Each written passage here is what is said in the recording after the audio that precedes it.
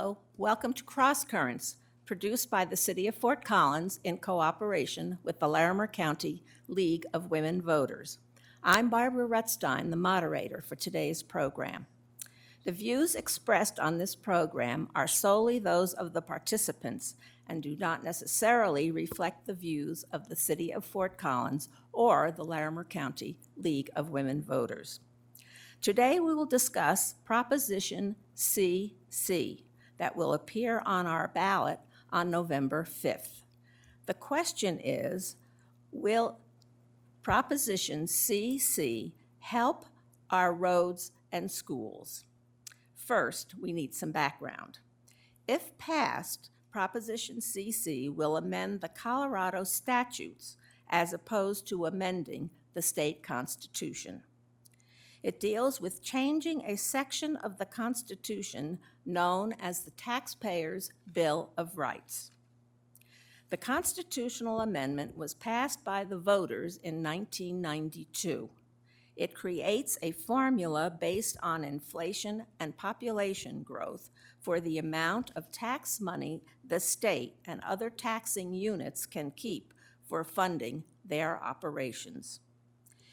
If the tax receipts exceed the formula amount, the state is required to return the excess to the taxpayers.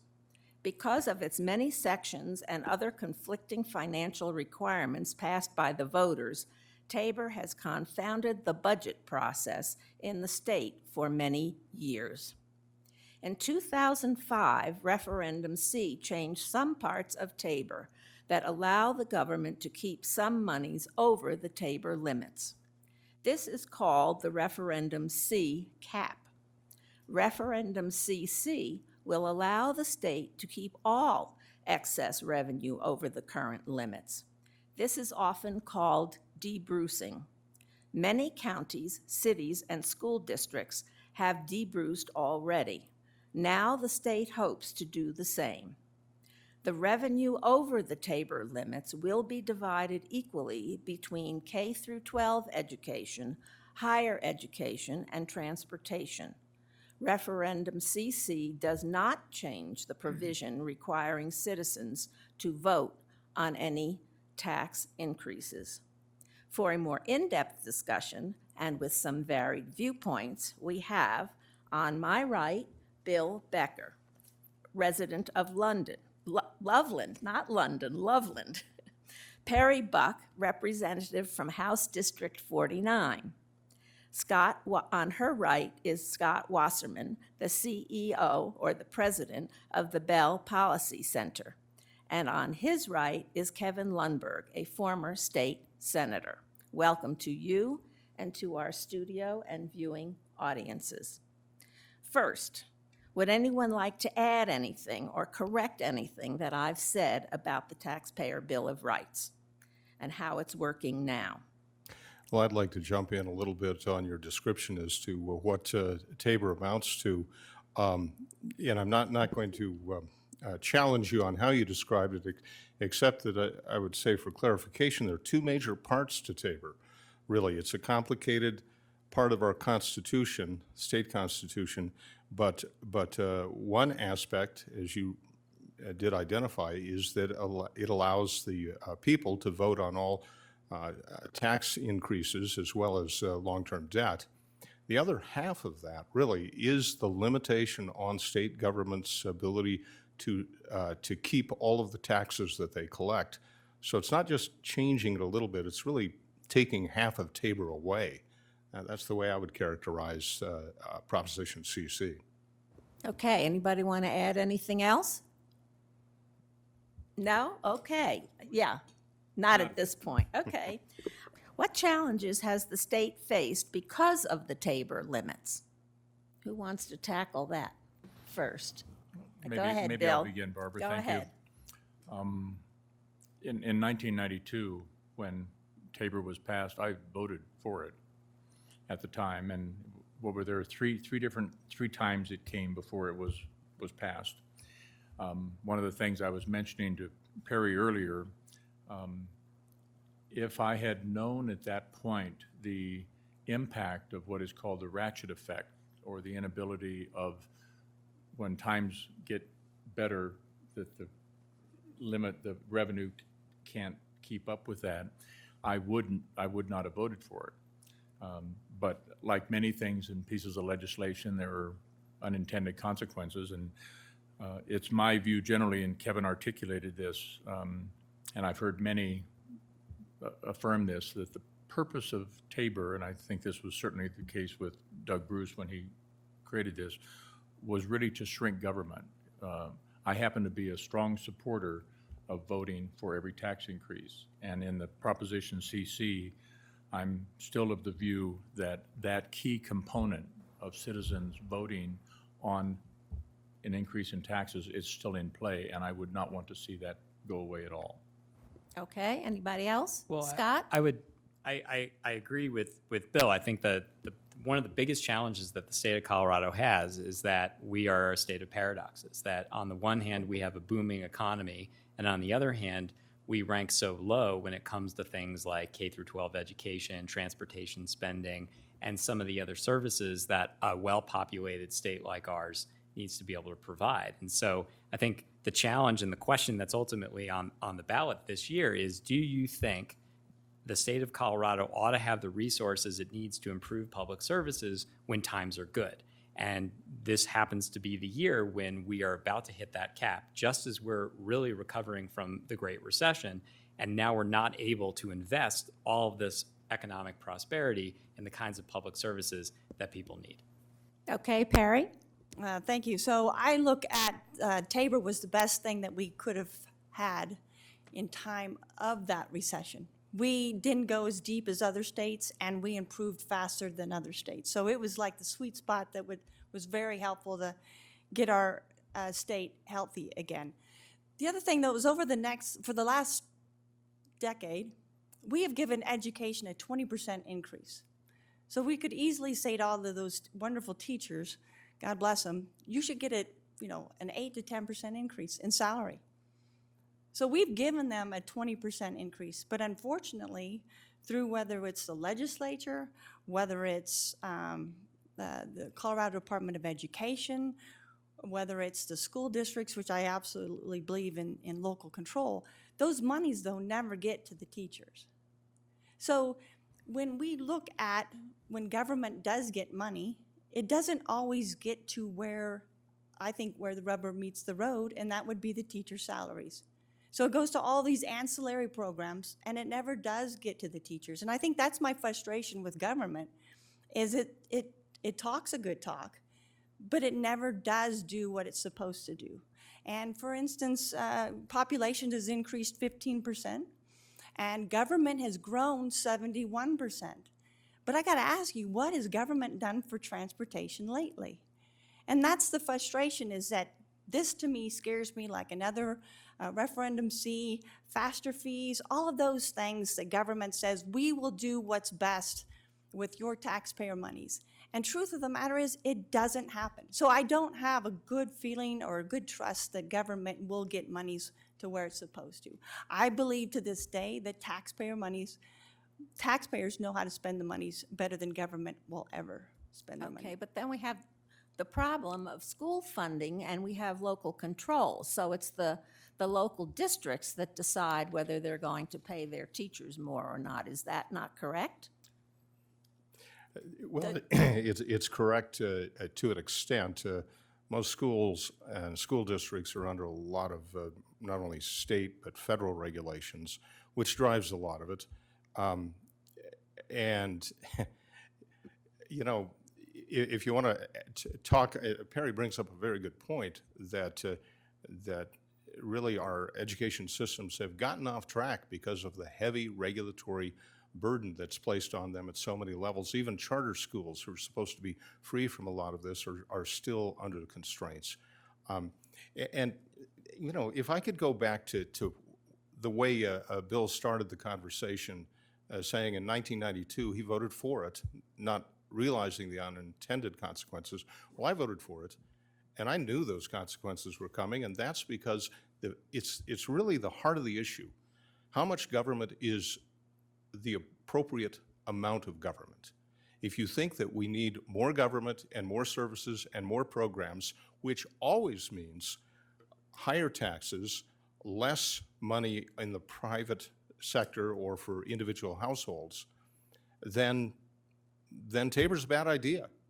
But if you believe that government should be strictly limited and that freedom should be the highest goal for government, that is to give as much freedom and autonomy for individual citizens and families, then TABOR's a good idea.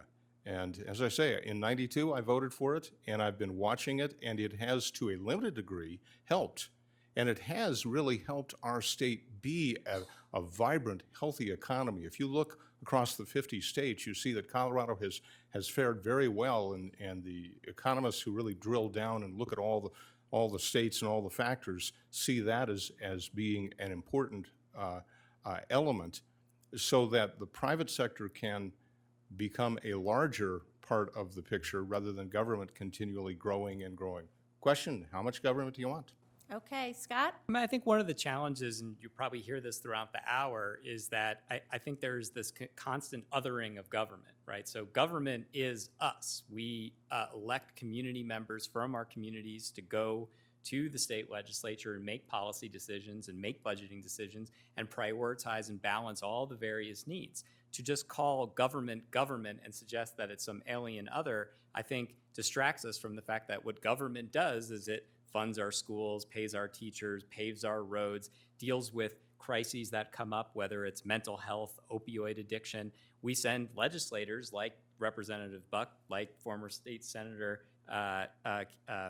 Lundberg, thank you, to go to the legislature and deal with these issues. And what I see as an observer of the process is every single year the balancing of these priorities, and that there simply is not enough money. And we can talk about education policy and regulation, but at the end of the day, there's no getting around the fact that Colorado spends $2,500 less than the national average on per pupil spending. And as we have this debate, I think we really need to focus and think about the difference between rhetoric and the actual numbers, which I hope we'll talk about tonight. But Scott's missing one very important component when you're looking at the overall culture in Colorado, and that's the taxpayer. And taxpayers aren't just this vague somebody else out there. It is each one of us. And what I've observed in my role as an elected official for many years is, in the average family, mom and dad both work. But if you look at their entire tax bill, one of them is simply paying the tax bill. What does that mean? Probably about 40%. And that's not just income taxes, but you put income taxes, state and federal, Social Security taxes, property taxes, sales tax, gas tax, you add it all up. And it still goes back to that question of how much is enough. What we're talking about here with Proposition CC is to allow the state government to keep, according to the estimates, $1.7 billion in addition to what the Constitution provides for next year. At least that's one estimate I saw. That's over 3 years. So Yes. that's under one for the. So this, Okay, last week. it's a significant amount of money. Sure. And let's not throw too many numbers around because they get a little too confusing. But the principles are the important factor. Okay, and I think, though, parents want more and better things in school. So if we spend less than I don't know how many states, I don't know how we get around that. Did you want to make a comment? Just a couple of observations. One of the consequences of, since TABOR has been in effect, is that local jurisdictions have voted for, you mentioned this, for TABOR overrides. And I think it's something like 194 of 198 school district votes passed, something like that. So when you bring things down to local, where people have a sense of relationship with the individuals that would be handling the money, they feel more confident. And there is, and referendum C was referenced, and that was a bipartisan approval. I mean, it passed. and the funds did not go where they were promised. What that has done is leave a certain taste in the mouth with respect to government, that you said you were going to do X and you didn't deliver. Why should we believe you now? Now, personally, Kevin was my senator, and I happen to generally believe in representative government. And if I don't like the job that my senator or representative does, I vote him out. That's just me. I like to think more pragmatically relative to a lot of this, that the amount of the refund, next year there'll be a refund anyway, regardless. I think if CC passes, there will be a refund that will come. The next year, about 310 or something million will stay, and a little more the next year. When you divide that in threes, you're 103 million, 104 million. I've been very involved in transportation issues here in northern Colorado, and I'm suspecting that most of you have some time recently driven I-25, and while we're finally making some progress, in 6 years ago, there were a group of us that got together, and when we heard the then CDOT director tell us that, by the way, northern Colorado, we will begin fixing I-25 north like it should be in 2075. And I thought about that and my lifespan and said, that's unacceptable. So we began, a lot of us in the business community and citizens, to really work and concentrate to get funding for transportation. And as of here just a few weeks ago, we're close to $1 billion that we've been able to cobble together. We had hoped for a bond issue, neither of which passed in this last election, but we've been able to accumulate a lot of smaller segments. So I must admit my bias. When I see anything that puts money towards transportation, I almost automatically raise my hand up. Now, what I found out in this, and then I'll get off and let someone else speak, but with the 1/3 that comes to transportation in CC, it goes to the Highway User Transportation Fund, HUTF. And there's a different spreading out of the funds. So you have about 45% of that will go to CDOT for projects that are under their jurisdiction. And then the rest goes to cities and counties. I am not naive enough to think that if we pass CC, that transportation or K-12 or higher ed are going to be fixed because of that.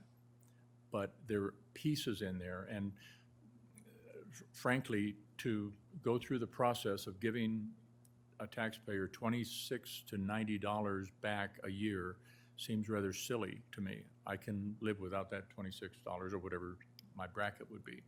So that's part of my pragmatism. I just think, what's the point of going through all that for such a small amount? So And that's the refund. that is the refund. That's the yes. TABOR refund. That an individual taxpayer would get. Would get. Somewhere in that range. And it that is based right? on income.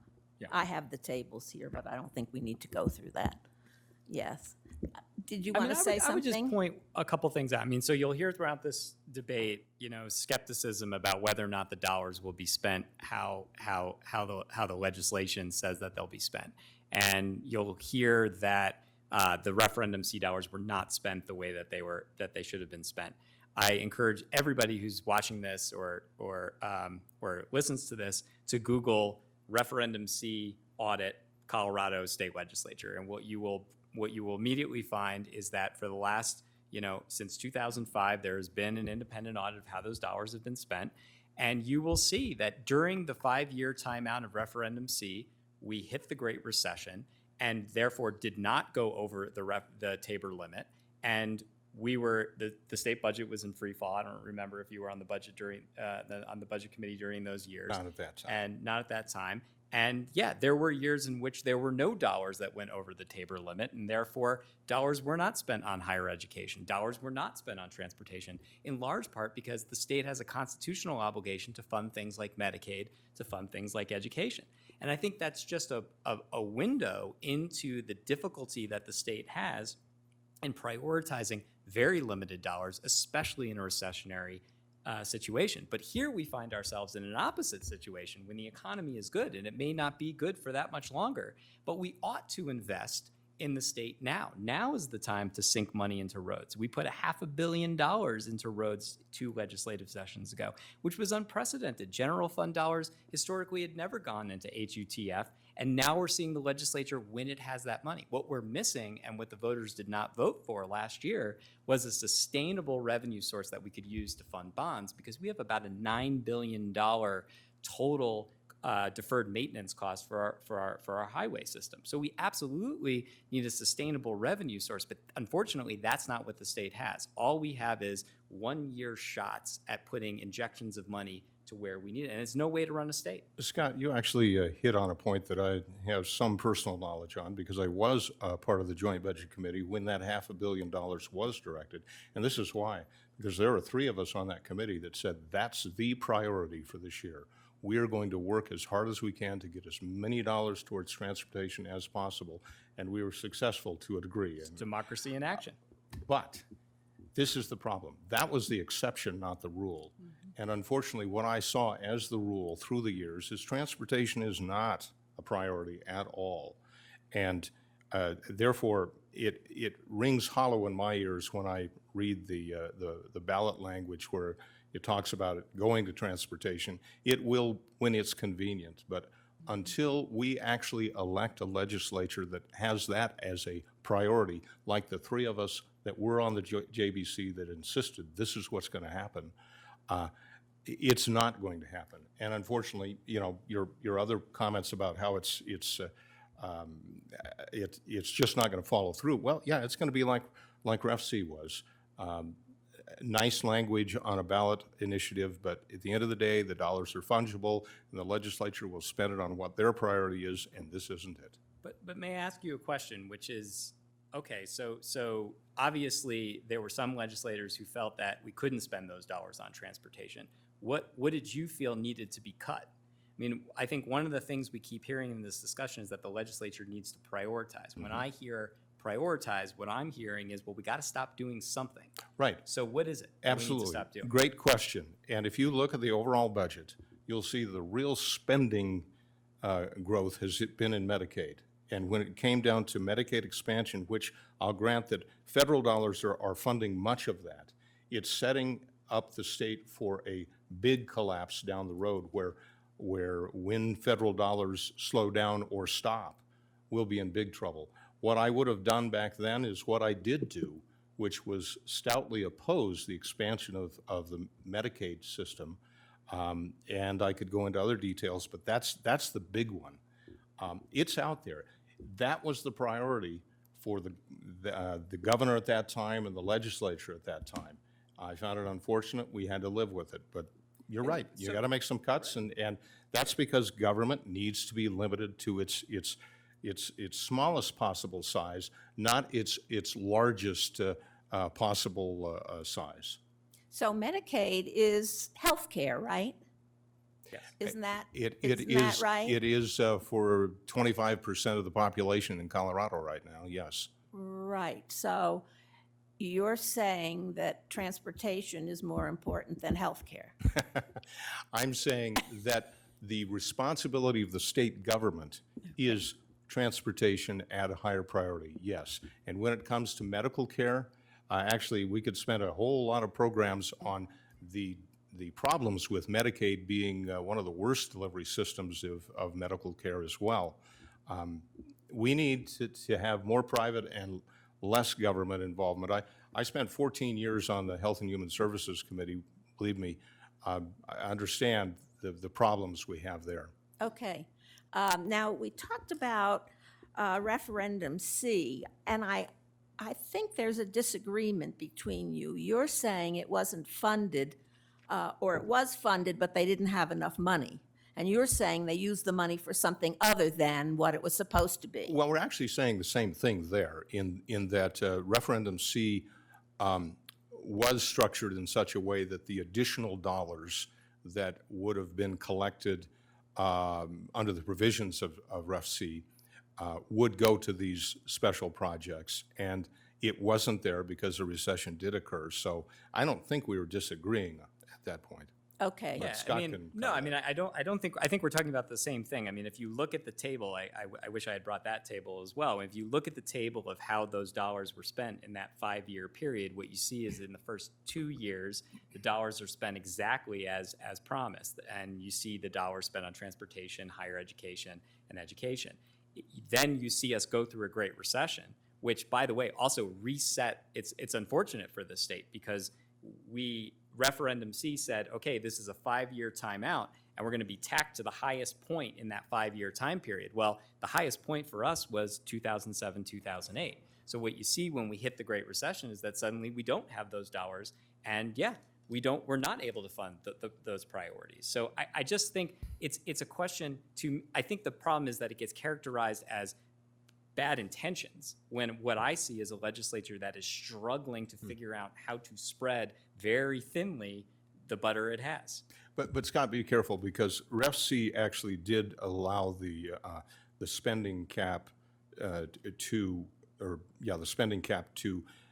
grow about $1 billion beyond what it would have been there had it not been there. And I'm not agreeing with that, but it actually did grow the pie significantly. That means more tax dollars were collected from the people of Colorado. Oh, no question. And in a little bit, I hope we'll talk about what state spending really looks like. I mean, I think one of the challenges, yes, the budget goes up nominally every single year, right? And when you look at a chart of government spending in the general fund, it goes up.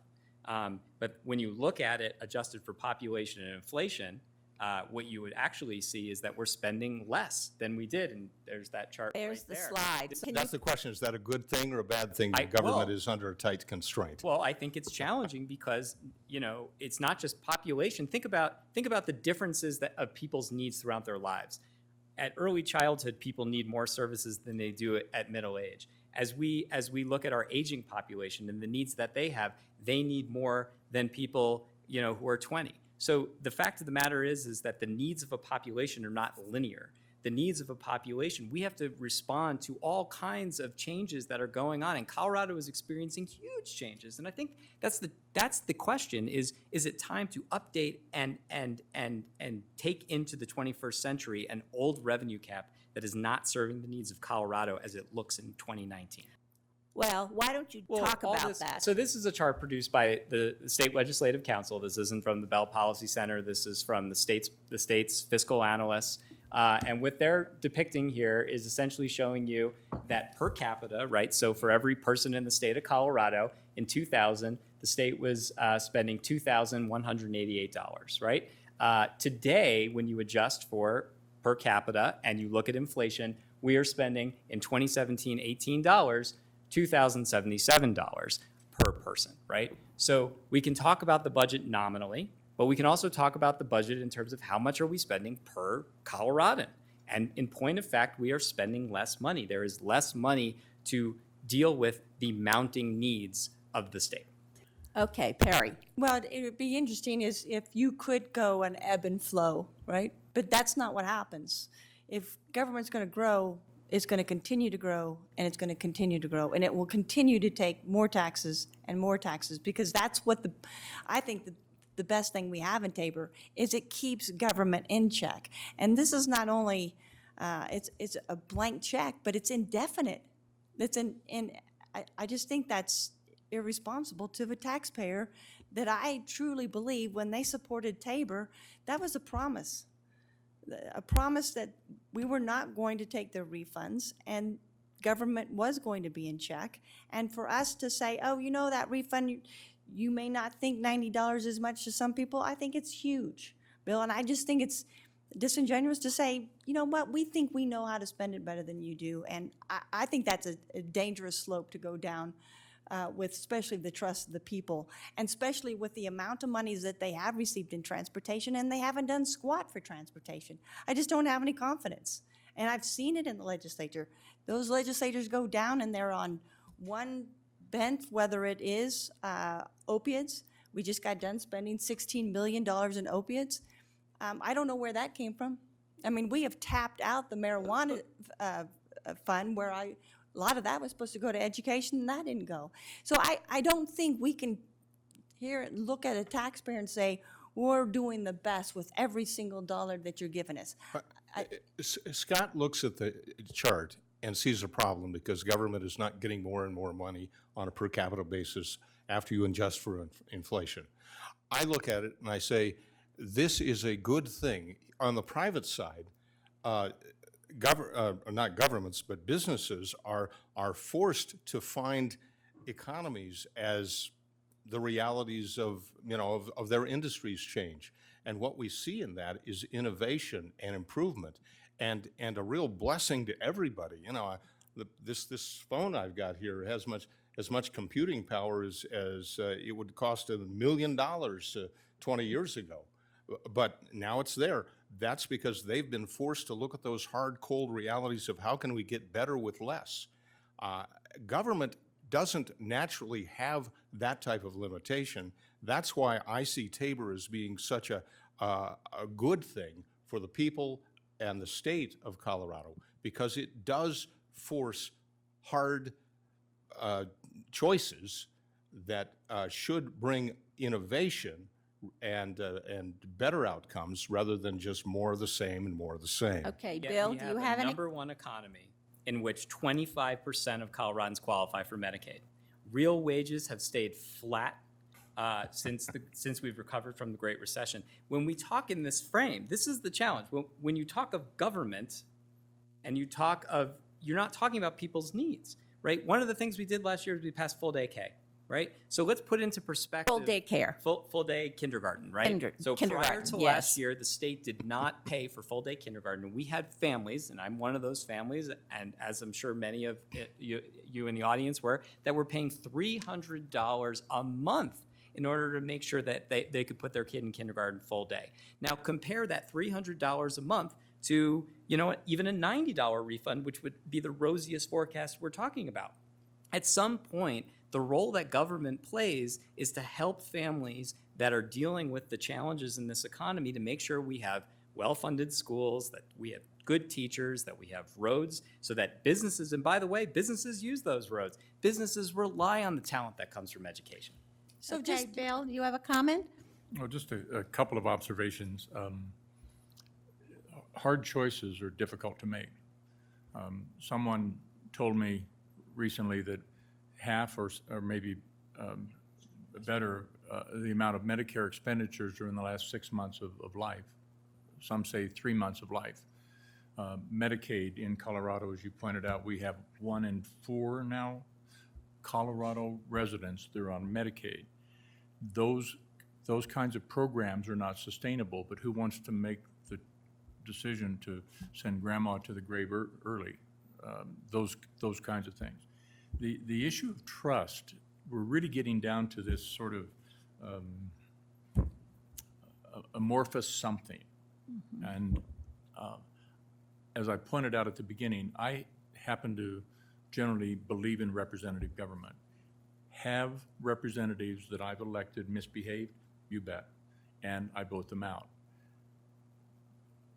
Whatever it is in my upbringing that doesn't carry the same worry in that regard, I'm not sure.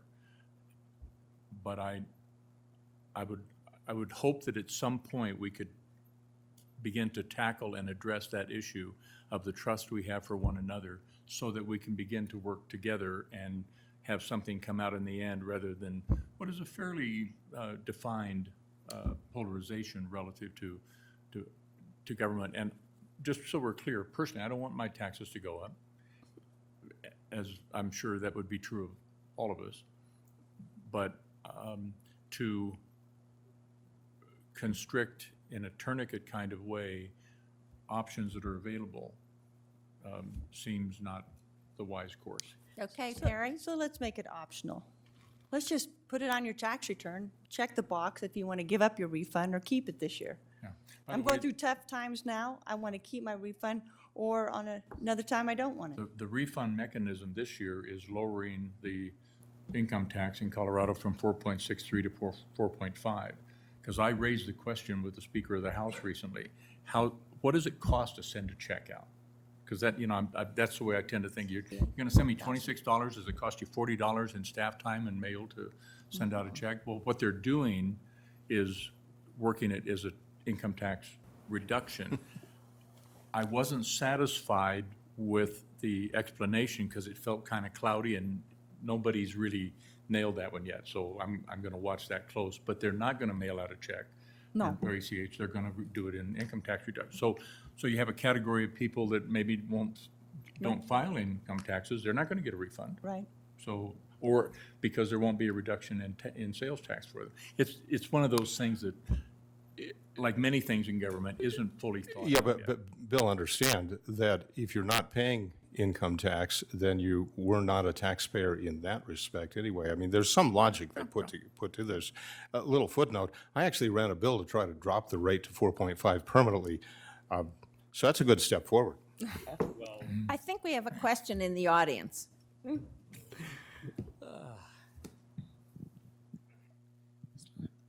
Thank you, Mary Dietrich. I taught in Poudre School District for 20 years and also served on the negotiations team for the Teachers Association for 8 years. So I actually have two questions. It's always a challenge at these things to make sure I'm asking a question and not making a comment. Don't you think it's a good idea at this point, when Tabor's, almost 30 years old, to look at the citizens and say, hey, this is a very good time to reevaluate this program and see if it is working the way we wanted it to work? Certainly it does work the way it was intended, but times change and the population changes. And maybe this is a good time to simply reevaluate it. My second question goes back to something that was brought up about the needs of people changing. I saw the needs of education, of educating one child, change dramatically over the 20 years I taught. The kinds of demands on the classroom changed. The money of inflation plus population could not cover the changing demands that have been put on our education system. So I was hoping you could take a few minutes to address that part of the issue and talk to our audience about how those changes have been affected by Tabor, both for positive and negative. Okay, Scott? Well, I mean, so I think you bring up a really interesting point. So when we start to debate about education funding, there's this debate about administrative costs versus dollars in the classroom. Now, it's interesting, if you look at a chart of every single state and how the dollars are split, what you'll see is that Colorado is no different than any other state in the nation in terms of its administrative costs versus dollars in the classroom. But what you raise, and I think this is increasingly an issue in our schools, which is, for instance, guidance counselors, student success coaches, all mental health professionals, all of those wraparound services, if you will, that I think all of our communities are realizing our kids need, they get classified very often as administrative cost, right? So I think one of the challenges is that schools have, we've learned a lot about what kids need, and we've learned a lot about the needs of an entire school. And I think one of the challenges is we label these things very poorly. So that's why I'm very uncomfortable with this sort of breakdown of, well, we want to see every single dollar go into the classroom, because at the end of the day, it takes an entire faculty to serve the needs of the teachers in the classroom and the kids in the classroom. So I think, yeah, I agree with you. We don't have enough money to meet those needs, and the needs come up periodically. Right now, we're dealing with student suicide issues. We're dealing with mental health. We're dealing with opioids. Those are not issues or crises that we necessarily had 10, 15 years ago. Yes, Terry? I feel like this is a game show. So in the last 10 years, there's been a 95% increase in student population, a 265% increase in teachers, and like a 400% increase in ancillary programs. And I question, and I did talk to some teachers about this, it's a pool. And instead of putting those ancillary programs in their own separate mental health, counseling, administration, they have them in this pool of teachers. So then all those ancillary programs so the monies never get to those teachers. And that's my frustration, because teaching is teaching. It's not the counselors. It's not the mental health providers. It's not all the coaching that they're doing now. So I think that needs to be looked at again, and I think the finance formula for school funding needs to be looked at and tweaked as well. And something that hasn't been mentioned either, and I don't know the answer because it would be a magic wand, but Gallagher is out of whack. And like I said, I think TABOR is the sweetest thing that we've had in Colorado, but I think Gallagher, I think mill levies and getting more of a uniform mill levy throughout the state of Colorado, because when mill levies are low, the state has to backfill those education dollars, and so there's not a level playing field from Aspen versus other counties in terms of property taxes, and so that's a tough issue to wrap. It's not a single. Yeah, we know Gallagher's a problem, and we just didn't want to bring it up. And then there's Amendment another 23. session, isn't it? It's too confusing. But if all of those taxes did pass that we saw in the last ballot initiative, I mean, you look at the state of Illinois, and they have 100,000 people now leaving the state of Illinois. And that's what you're going to do to this state if we don't take care of the wonderful, most precious taxpayer. Because if we still think that we can sit up here and think we know what's best for you with that refund and just give it to us, I just think that's dangerous. And I think we still need to honor the taxpayer because that's what makes Colorado go. And that's Okay. the people I listen to. Yeah, I think, Bill, you had a comment. One quick story to your point. Things are different now.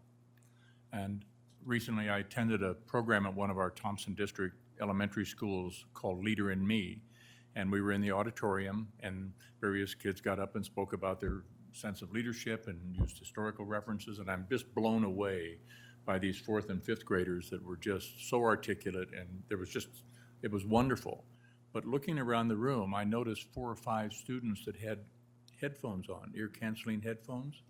And I asked one of the teachers after, what is this? And autism disorder, is that the term? They can't handle the crowds and noise, so when they go outside of the classroom, they put these headphones on, and then there's a teacher that's assigned to them. We didn't have that when I was in school. And in talking with one of the board members, they mentioned that there's a student in 3rd grade in one of their schools who's been kicked out of Fort Collins and Poudre and every other district that they've taken. He's so disruptive and so potentially violent in 3rd grade. They have 2 full-time teachers. They can't even take a restroom break without another teacher being there. Those kinds of things, those are very costly to the school system. And when I see those, I kind of scratch my head. I don't have answers, but it points out to me that this is a very different world in 2019 than it was years ago. I'll try to Yes. be brief, but let me jump in and forgive me for not giving eye contact all the way. It's just a little awkward from this angle here.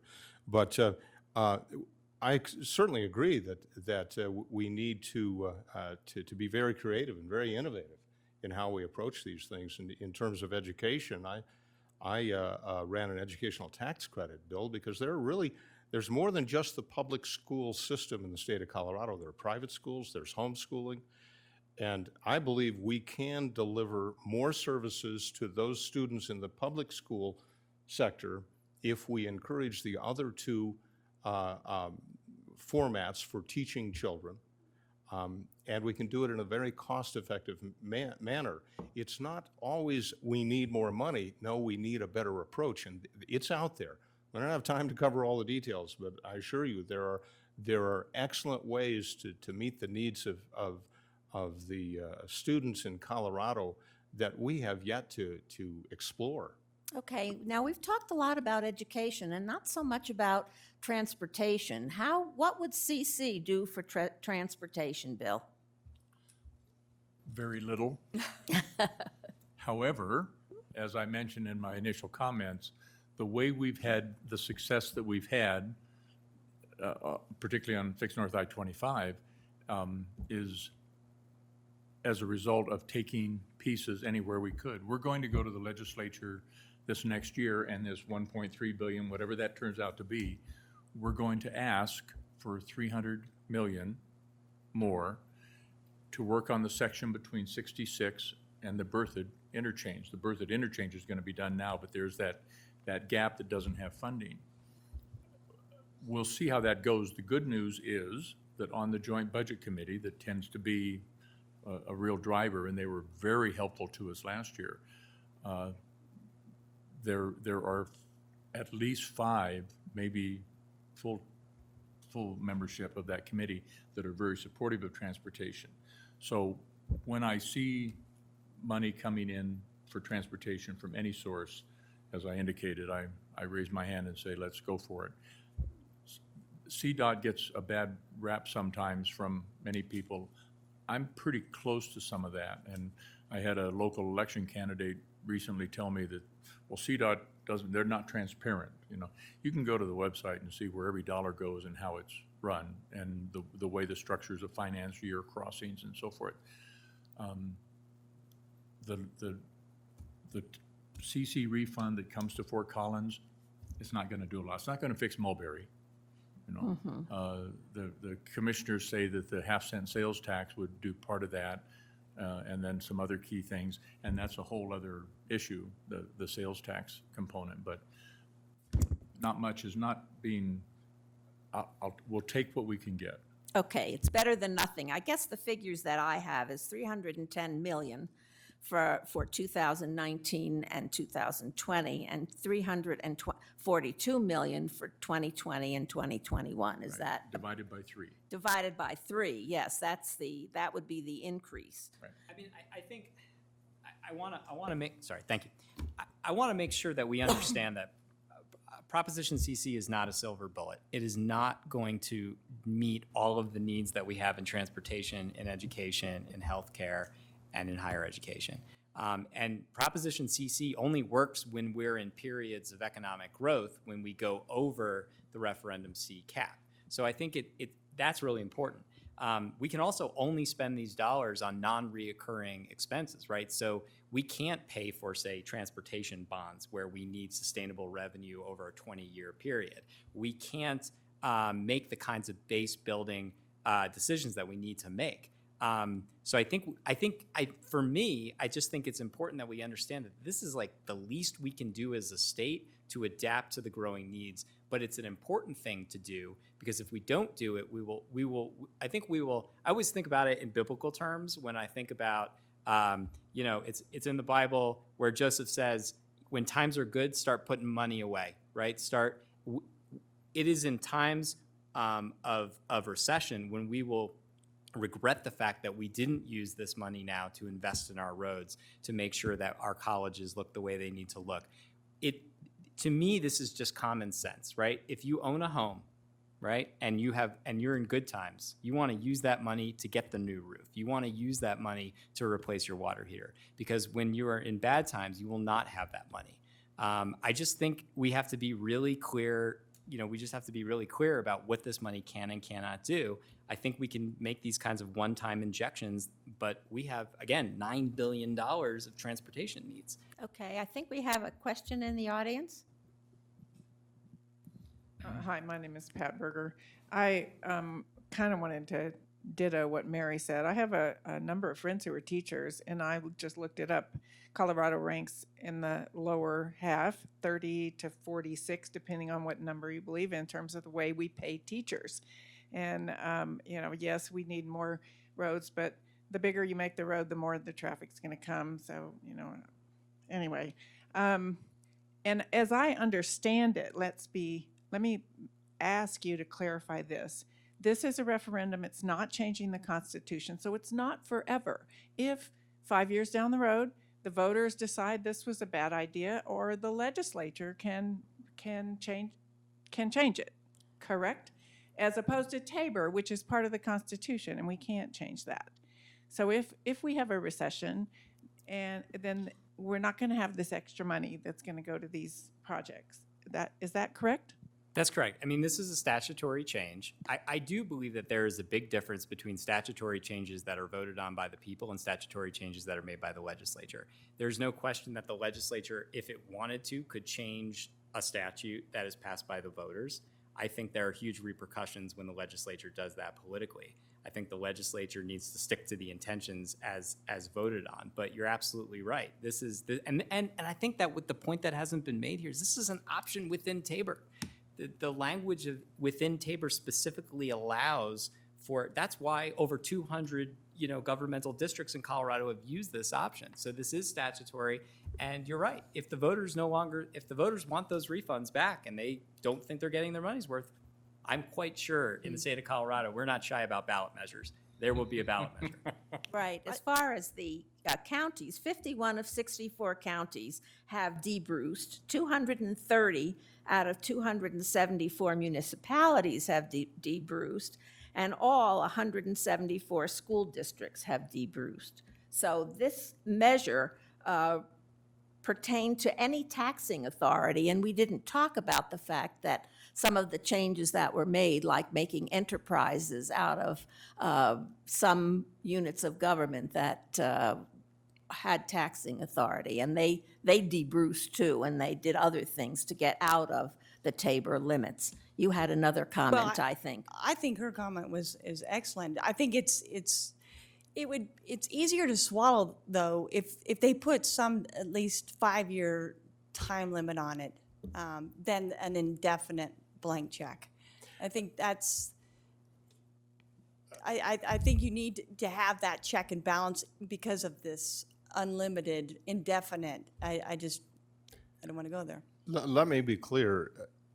Yes, that any change can be made to Colorado state government within the constraints of the United States Constitution by some mechanism, either through the legislature or through an initiative. But Proposition CC, as it is written, is a permanent change.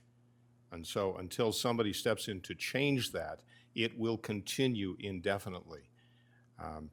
So it's my impression that it will permanently debruce the state government, just like the cities and counties and school districts have done. But the distinction is this. That is the essence, as I had said much earlier, well, half of the essence of TABOR. TABOR is the right of the people to directly vote on tax increases and long-term debt, and a limit on the spending of state government and all other districts. But the real target was the state government. So you take that away, and you're not just making a little change, you're making a significant elimination of much of the effect of TABOR. Right, it debruces, but it doesn't stop the election, or the election of new taxes if people want to vote for It leaves the other half. Yes. To the extent. Now, the legislature has been very creative through the years, and the Supreme Court as well, in creating COPs, certificates of participation, that get around the long-term debt deal, and then fees. Oh my, the legislature has put billions of dollars in new fees in place. They're really taxes, but they kind of finagled around TABOR again. So, TABOR has a lot of effect still, but it's been minimized greatly. Proposition CC will be the biggest hit on TABOR that we will have seen in its existence. Okay, let's say our closing remarks. Yes, one more. One final Okay. point here. If CC passes, one of the concerns I'll be watching for is whether that might change the view of our fickle Colorado electorate to where, when local school districts or cities come and ask for TABOR overrides, they may say no because, look, we just gave you all this CC money. And that's one of those things we'll never know. But if you've got the money now, therefore we won't have to do anything else. And that's, you never know. I'll let you know in 5 years what happens. Okay, Perry, why should we vote for or against this? I absolutely say no on Proposition CC. It is a blank check. It's permanent. It's a tax increase, and it's so disingenuous to say without a tax increase. If they're taking your taxes, and by the way, we're going to take your refunds, that's a tax increase. And I also think that this is going to hurt our seniors and veterans. It's going to hurt their property tax exemptions. So this is a lasting hit, I think, on the taxpayer. And hopefully they step up and they do the right thing by not allowing any more of their taxes for the state of Colorado. Okay, Scott? So I think the question that voters should think about when they're voting on Proposition CC is, do you think that your government should have the resources that it needs to make public improvements to your community when times are good? And if you think that that government resources for those kinds of things like schools and roads and parks and all the things we care about should track with the economy, then you should vote yes on Proposition CC. And I think ultimately it's a question of whether or not we need to update an old and antiquated revenue cap that's not serving the needs of the state. Kevin? Well, I think I'll disagree with Scott on almost every point because it has been one of the strongest elements of our strong economy here in Colorado when you compare it to the other 49 states. A couple of other points. The ballot language itself says without raising taxes, and Perry talked on this a little bit, but I want to emphasize that that's just not true. This starts with a non-truth because it does raise the ultimate taxes that are put on the people of Colorado. It doesn't raise the tax rates, but it does raise the taxes. And the real question is, how big should government be? Is liberty and freedom not a value and a principle that we should honor as well? Because as government grows, liberty diminishes. That always occurs. Okay, very good. Thank you to our panelists, to our studio and viewing audiences. We hope you will encourage others to watch this and other CrossCurrents programs. They are available on the League of Women Voters website and on FCTV channels 14 and 881. They are also available on your YouTube channel. Search fcgov.com and look for the link to YouTube. Thanks again to our audience and our viewers, and thank you. Thank you.